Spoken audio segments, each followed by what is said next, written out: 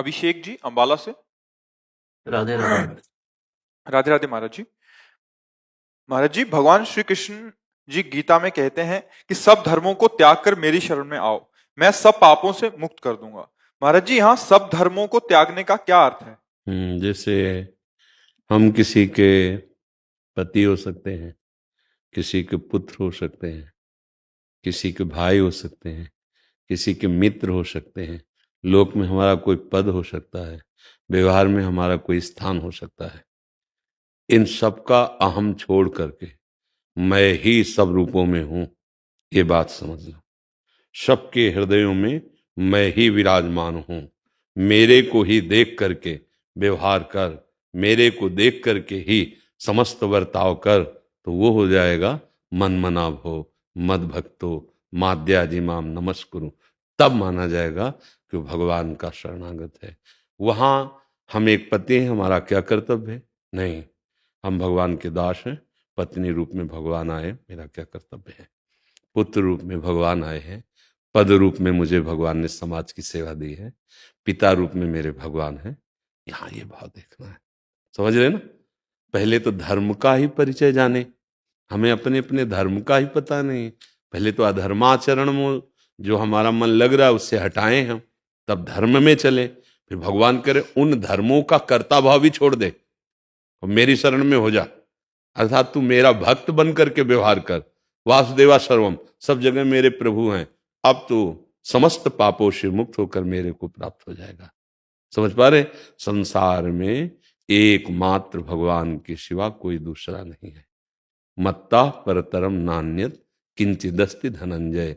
हे धनंजय, किंचन मात्र कोई भी वस्तु व्यक्ति स्थान मेरे से खाली नहीं है, मैं ही बना हुआ हूं। अब ये बात जान गए तो सर्वधर्मान परित्यज्य मामेकम शरणम व्रज। कैसे?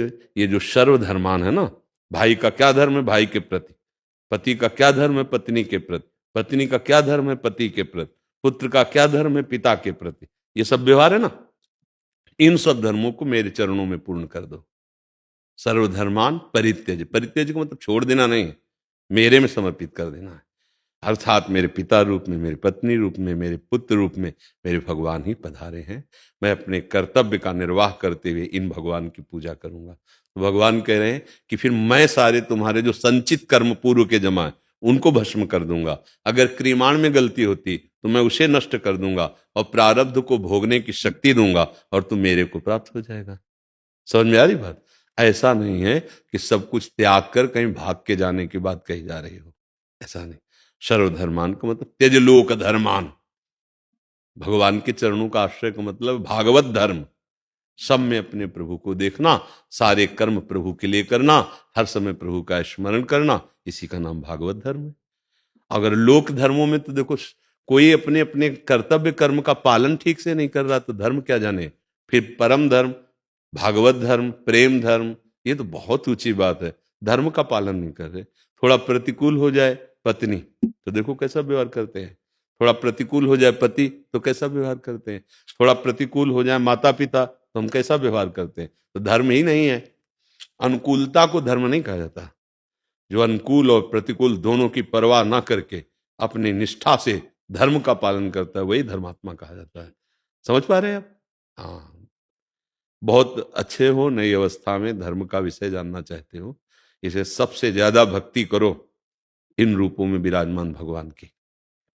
माता पिता, भाई, पत्नी, पुत्र, परिवार, संबंधी, गांव, पूरा विश्व, इन सब में भगवान है।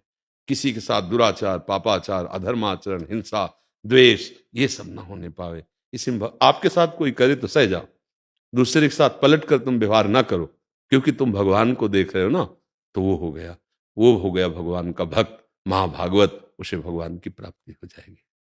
ये सब बातें सत्संग से अपने आप आपको प्राप्त होती रहेंगी यदि आप सत्संग सुनते रहे ना। धर्मम भजस्व सततम त्यजलोक धर्मान, सेवन सदा साधु पुरुषन जय काम तृष्णाम। अगर संतों का सेवन करे, सत्संग सुने, तो कामना और तृष्णा का त्याग हो जाता है, जिससे लोक धर्म का त्याग होकर वो भागवत धर्म को प्राप्त हो जाता है। अन्यस्य दोष गुण चिंतन मासु मुक्त्वा सेवा कथा रसम हो नितराम पिबत तुम। भगवान की चर्चा सुने, और सब समाज को भगवान का स्वरूप मान के जिसके साथ जो व्यवहार है वैसा बर्ताव करे, खूब नाम जप करे, तो साधु संग से भगवत प्रेम प्राप्त हो जाता है, तत्व बोध प्राप्त हो जाता है, परम धर्म की प्राप्ति हो जाती है। समझ पा रहे आप?